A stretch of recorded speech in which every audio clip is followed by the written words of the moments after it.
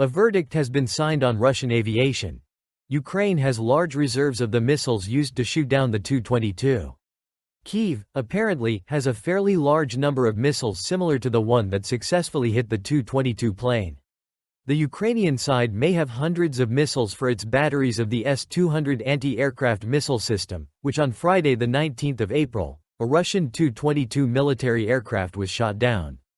It is emphasized that although the Russian occupation army has dozens of Tu-22 aircraft in its inventory, at the same time, the fate of their crews literally hangs in the balance. Journalists of the publication emphasize, at the moment, it is becoming increasingly clear that any large Russian aircraft approaching closer than 240 kilometers to the front line in Ukraine can now, with a high probability, be shot down. How did Ukraine manage to accumulate such a number of missiles for air defense systems in a relatively short time? S-200 is a secret. The Ukrainian military waited a week for the enemy bomber to appear at the required point.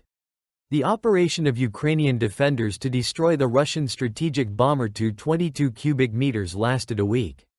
This is exactly the amount of time the fighters waited for the enemy aircraft to reach the required line in order to hit it. The relevant details were shared by the head of military intelligence of Ukraine, Kirill Budanov, as quoted by BBC Ukraine. Budanov clarified that the Russian bomber was hit from a range of 308 kilometers. The same methods and means were used to destroy it as during the defeat of the enemy A-50. It is the Tu-22 that launches the Kh-22 cruise missiles, which the enemy fires at the territory of Ukraine.